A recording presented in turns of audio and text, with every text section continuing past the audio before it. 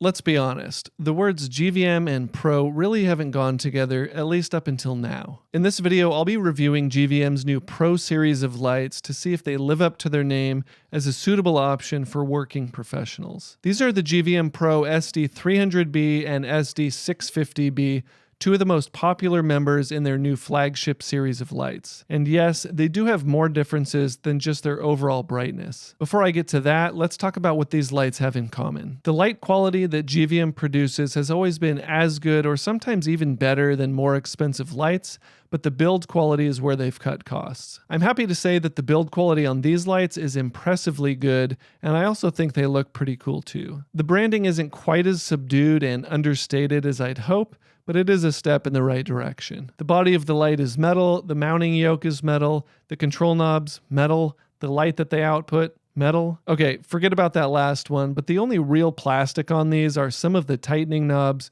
which is to be expected. The three bigger lights in the Pro series also have more substantial mounting yokes and tightening handles. Not only is the build quality on these lights an astronomical upgrade, but the carrying cases are much improved as well. It is a bit of a puzzle to get everything in and out because some of the pieces nest together. They did that to make the footprint smaller when everything is put away, which I actually appreciate. The SD650B especially is a beast, unsurprisingly. GVM did not skimp on the accessories for these lights either. The clamps, cables, and connectors are all much higher quality than their previous lights, and you get some Velcro straps for organization. Some of GVM's older budget lights had really loud fans, but the fans on these lights are nice and quiet. The sound that they make is also much lower pitched and unobtrusive, so it's not going to mess with your audio at all. These lights come in 5 different power options ranging from 200 to 650 watts, and the 2 smaller lights have one big difference compared to the 3 bigger ones. On the 200 and 300, the screen and controls are on the back of the head unit of the lights themselves,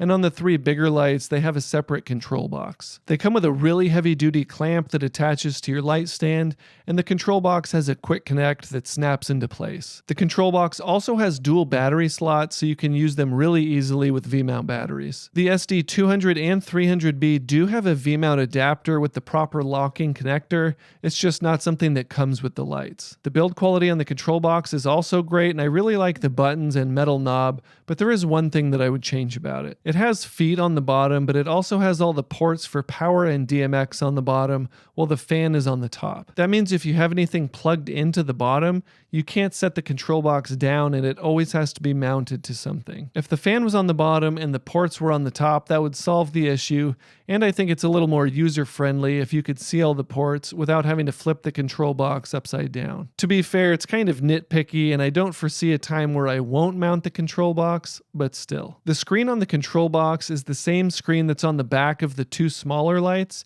and it's very bright and sharp, but there's one thing I would do differently. The menu system uses a serif font, which just isn't the way to go with this, because the varying thickness of the characters is just harder to read on screen. Since the screen is relatively nice, it isn't that big of a deal, but if they replace that with a bold sans serif font, it would just improve the legibility, especially from far away. In CCT mode, you can adjust the color temperature from 2700 to 6800 Kelvin in increments of just 50 Kelvin. You can also adjust the brightness in increments of just 0.1%, so these lights do provide a lot of granularity in that regard. These lights also give you really smooth transitions between brightness and color changes, so they really do feel stepless. Source mode has 12 different presets like tungsten, halogen, and daylight to simulate other white light sources. In effect mode, you get 12 different special effects, and you can adjust the brightness, color temperature, and speed of all of them. Some of the effects, like flickering TV, are very realistic,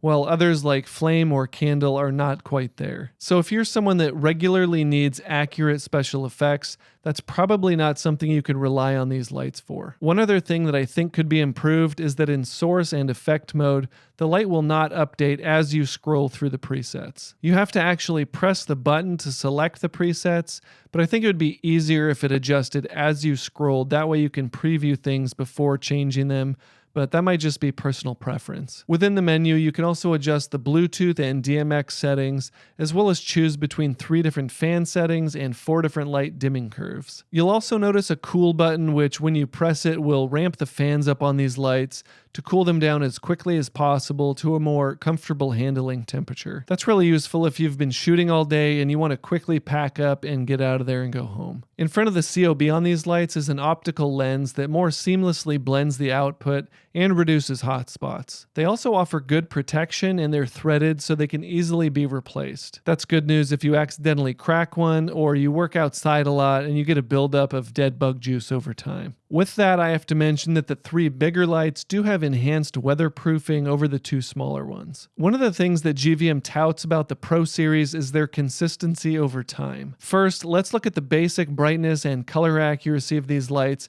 and then we'll see just how true that is. I measured the GVM Pro SD300B and SD650B with my Sekonic C800 and got the following results. With the SD300B set to 3200 Kelvin, I got an actual CCT of 3145 Kelvin, a brightness of 12,400 lux, and a color correction number of 0.5 green. I also got a CRI of 97.9 and an SSI versus the tungsten standard of 84. With the SD300B set to 5500 Kelvin, I got an actual CCT of 5492, a brightness of 12,700 lux, and a color correction number of 1.3 green. I also got a CRI of 96.1 and an SSI versus the daylight standard of 74. With the SD650B set to 3200 Kelvin, I got an actual CCT of 3059 Kelvin, a brightness of 19,600 lux, and a color correction number of 0.5 green. I also got a CRI of 97.7 and an SSI versus the tungsten standard of 86. With the SD650B set to 5500 Kelvin,